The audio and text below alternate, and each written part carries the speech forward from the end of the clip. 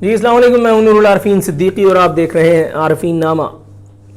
Saint انتخابات میں فتح کا خواب دیکھتے دیکھتے حالت یہ ہو گئی ہے کہ میدان مارنا تو درکنار، اپنے امیدواروں کی ضمانتیں تک نہیں بچا سکی پاکستان تحریک انصاف۔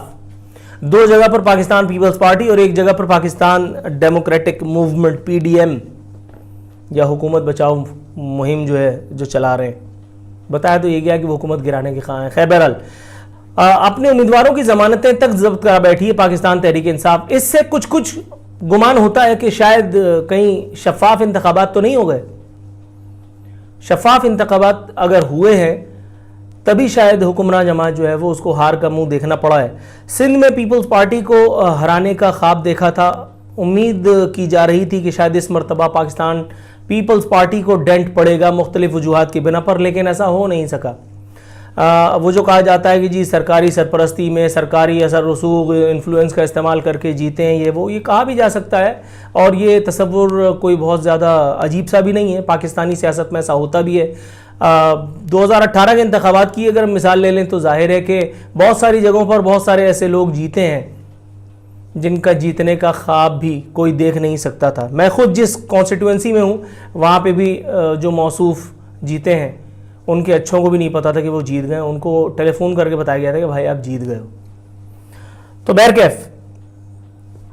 اب ضمنی انتخابات نے بہرحال ایک ڈائریکشن تو سیٹ کی ہے۔ ضمنی انتخابات نے ایک ڈائریکشن سیٹ کر دی ہے کہ اب اندازہ یہ لگایا جا سکتا ہے کہ سینٹ انتخابات میں کتنی خفت جو ہے وہ اٹھائی جا سکتی ہے پاکستان تحریک انصاف کی جانب سے۔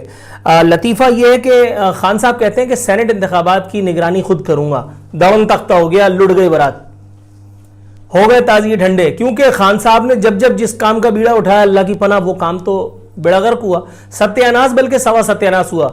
چینی کا بحران پنپ رہا تھا، خان صاحب نے نوٹس لے لیا اور اس کے بعد پھر ہم چینی ڈھونڈتے رہ گئے۔ پیٹرول کا بحران ہوا، خان صاحب نے نوٹس لے لیا، پیٹرولیم کمپنیاں اربوں خربوں روپے کما گئیں، خان صاحب بھی وہیں موجود ہیں، پیٹرولیم کمپنیاں بھی وہیں موجود ہیں، ہم بھی وہیں موجود ہیں، لیکن ہماری جیب خالی ہے۔ گندم کا بحران ہوا، خان صاحب نے پھر نوٹس لے لیا، اس کے بعد بھی برات لٹ گئی۔ ادویات کی قیمتوں میں اضافہ، خان صاحب نے نوٹس لے لیا، عامر کیانی کو اپنا پارٹی کا ڈپٹی سیکرٹری جنرل یا سیکرٹری جنرل غالباً بنا کر کے اور اپنے برابر میں سینے سے لگا لیا۔ خان صاحب کے نوٹس کو جو آدمی سیریس لے وہ اس زمین پہ سب سے بڑا گدھا تصور کیا جانا چاہیے۔ اس کو ناعاقبت اندیش سمجھ کر کے اس کی کسی بات کو سیریس نہیں لینا چاہیے۔ یہ خان صاحب تو بتا ہی چکے ہیں کہ وہ کس قدر جس کو کہتے ہیں جنون تبدیلی لے کر کے آئے ہیں۔ کل انہوں نے کہا تھا، کل انہوں نے ارشاد فرمایا تھا کہ ہم لوگوں کی سوچ میں، فکر میں، ان کی طرز زندگی میں تبدیلیاں لا رہے ہیں۔ کس قسم کی تبدیلی آئی ہے ذرا ملاحظہ کیجئے۔ سینٹ انتخابات میں کن کن لوگوں کو ٹکٹ دیا گیا؟ فیصل واوڈا کے بارے میں ہم بات کر چکے ہیں، اتنے اہم وہ نہیں ہیں منسٹر بننے کے باوجود بھی، ان کو پریزیڈنٹ آف پاکستان بھی لگا دی جائے تو بھی ان کی حیثیت وہی رہے گی جو پہلے میں بتا چکا ہوں۔ ان پہ 2 منٹ بھی ضائع کرنا میں مناسب نہیں سمجھتا۔ آگے بڑھ جاتے ہیں۔ سیف اللہ ابڑو کے حوالے سے خان صاحب نے MPs MNAs کو کنونس کر لیا ہے۔ ظاہر ہے کہ سیف اللہ ابڑو ایک تگڑی لاکانہ سے تعلق رکھنے والی ایک مالدار پارٹی ہے، کھرب پتی آدمی ہے، بزنس مین ہے، وہ بہت سارے فنڈز ریلیز کر سکتا ہے، پارٹی کو برے وقت میں بچایا جا سکتا ہے، ان پیسوں سے بہت کچھ ہو سکتا ہے۔ تو اگر سیف اللہ ابڑو کو ٹکٹ نہیں ملے گا تو کیا کسی غریب کارکن کو ملے گا؟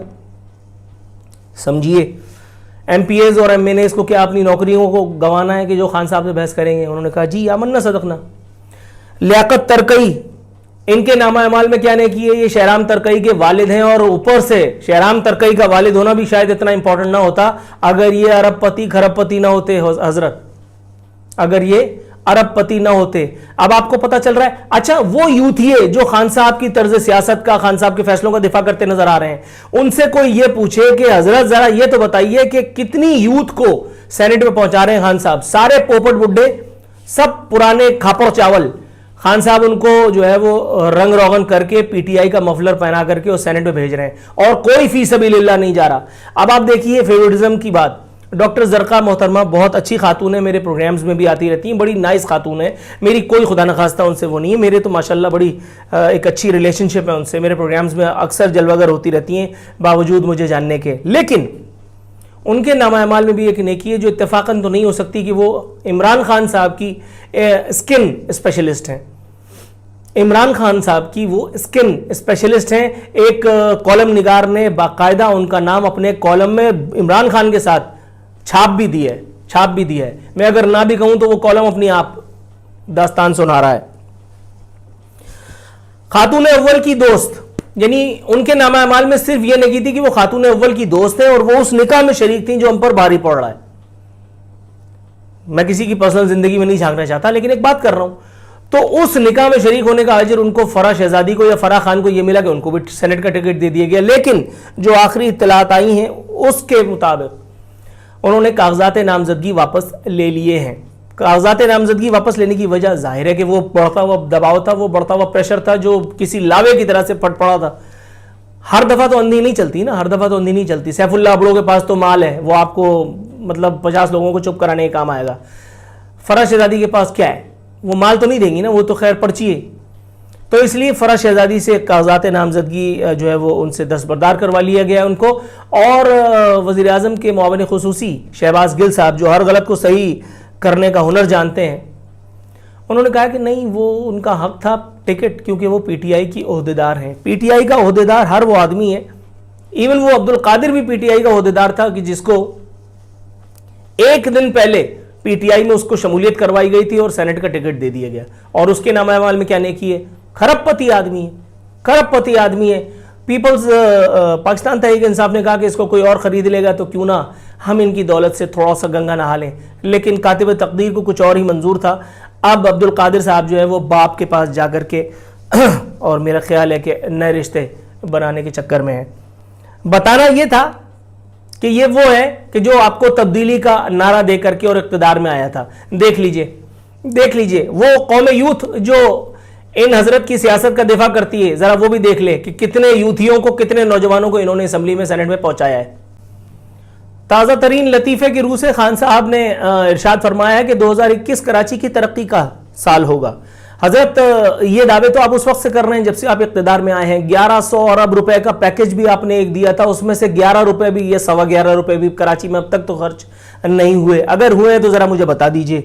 آپ نے کراچی والوں کو اور بہت سارے خواب دکھائے تھے. آپ نے کراچی میں نجیب ہارون صاحب، کسی اور کی بات کیا کروں، نجیب ہارون صاحب نے جب آپ کو پچھلے پارٹی اجلاس میں کراچی میں ہونے والی انورٹڈ کاماز میں ترقیاتی سرگرمیوں کے بارے میں بتایا تھا تو آپ نے الٹا معترف ہونے کے بجائے ان سے سوال داغا تھا کہ آپ تو ہمیں تصویر کا تاریک پہلو دکھا رہے ہیں، جبکہ یہ تصویر سراسر تاریک ہے، سیاہ ہے. کراچی میں کوئی کام نہیں ہو رہا، نہ وفاق کر رہا ہے نہ صوبہ کر رہا ہے. کراچی میں کوئی کام نہیں ہو رہا حضرت. کراچی میں اگر کوئی کام ہو رہا ہے تو صرف یہ کہ ٹائم پاس ہو رہا ہے، یا پھر ابھی آپ نے تازہ ترین جو کراچی کا ایک عہدیدار آپ کا سندھ کا عہدیدار ہے حلیم عادل شیخ، اس کی گرفتاری کی مذمت کی ہے. آپ حلیم عادل شیخ کی گرفتاری کی مذمت نہ کرتے تو میں سمجھتا ہوں کہ کورس پورا نہیں ہوتا، کیونکہ حلیم عادل شیخ جیسے ہی تو آپ کے کام آئیں گے. حلیم عادل شیخ کے نامہ اعمال میں بہت ساری نیکیاں ہوں گی، انہوں نے بڑے فلاح و بہبود کے کام کیے ہوں گے، کارہائے نمایاں سر انجام دیے ہوں گے، لیکن کیا ہی ضروری تھا کہ ان کو آپ اپوزیشن لیڈر سے اسمبلی بنا کر کے پہلے ہمارے سروں پہ بٹھاتے اور اس کے بعد پھر آپ ان کی گرفتاری کی وجوہات کا جائزہ لینے کے بجائے آپ ڈائریکٹ مذمت کر دیتے. اور بھائی وہاں پہ وہ فساد کا باعث بن رہے تھے. مراد علی شاہ اگر کہہ رہا ہے تو یہاں غلط نہیں کہہ رہا ہے. مجھے مراد علی شاہ سے کوئی یاد اللہ، کوئی دعا سلام، کوئی دوستی یاری نہیں ہے. میں مراد علی شاہ کے تنقید نگاروں میں سخت مخالفوں میں سے شامل ہوں، لیکن اگر بات ٹھیک کر رہا ہے تو میں کیا کروں، جھوٹ بول دوں؟ وہ ٹھیک کہہ رہا ہے کہ پیپلز پارٹی نے کہا تھا کہ ممنوع اسلحہ لے کر کے اور آپ وہاں جائیں پولنگ اسٹیشن پر. بات ٹھیک ہے، جو قاعدے قانون ہے اس کی روح سے بات ٹھیک ہے. آج وہ اس طرح سے وہ موبائل سے اترتے ہوئے اور وہ نشان حیدر دکھا رہے ہیں، وکٹری کا نشان دکھا رہے ہیں کہ جیسے وہ فوف چیغ وغیرہ یا کوئی بھگت سنگھ جو ہے وہ جس طرح سے تصویر بنواتا. اللہ معاف کرے. وہی حدیث ہے، میں تو یہی کوٹ کروں گا کہ جب تم حیا نہ کرو تو پھر جو چاہے کرو. فساد فی الارض کا باعث بننے والا اگر 2 تھپڑ مار کر کے اس کو وین میں بٹھا دیا اور اس کی جو ہے وہ جوڈیشل ریمانڈ اس کا لے لیا تو وہ بھی اب کورٹ میں ایسے پروڈیوس ہو رہا ہے کہ جس طرح سے اس نے کوئی بہت عوامی حقوق کے لیے کوئی بہت بڑا تیر مارا ہے. اور اس پر ہمارے وزیر اعظم صاحب کہہ رہے ہیں کہ یہ اس کی گرفتاری کی میں مذمت کرتا ہوں.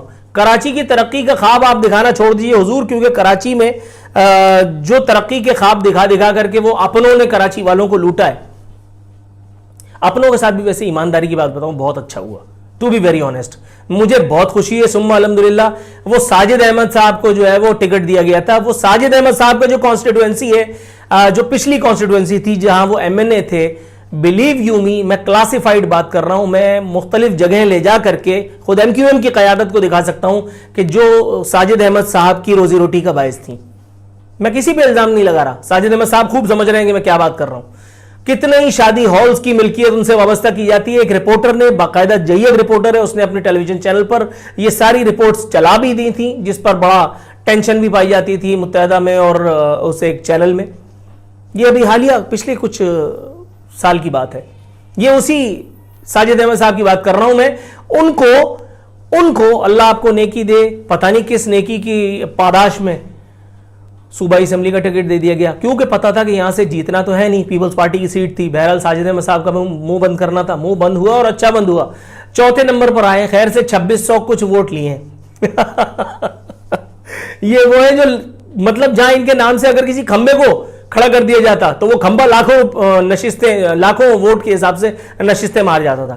اور اب ایک جینون امیدوار جس کے بارے میں خالد مقبول صاحب اللہ انہیں شفائے کاملہ عاجلہ عطا فرمائے, وہ کہتے تھے کہ پتہ نہیں کیا اس طرح کی لال گلابی باتیں کہ مہاجروں کا ووٹ مہاجر کے لیے, اپنوں کا ووٹ پتنگ کے لیے, پتنگ دلوں پہ راج. کدو کٹ گئی, کنوں سے ہی کاٹ دی ساجد احمد کی پتنگ. ساجد احمد کے ہارنے پہ مجھے کوئی خوشی نہیں ہے, نہ مجھے وہ جو پیپلز پارٹی کا امیدوار ہے اس کے جیتنے پہ خوشی ہے. کام تو نہ اس نے کرنا ہے نہ اس نے کرنا ہے, کام تو کسی نے بھی نہیں کرنا, صرف ہوائی فائر بام بام ماما کرنی ہے. تو ٹھیک ہے, پی ٹی آئی کہہ رہی ہے کہ ہم سینٹ کے انتخابات جیت جائیں گے. جی ہاں بالکل, آپ اسی طرح سے یہ انتخابات جیتیں گے جس طرح آپ نے ضمنی انتخابات جیتے ہیں انورٹڈ کاماز میں. اسی کے ساتھ ہمارے پروگرام کا وقت اب ختم ہوتا ہے.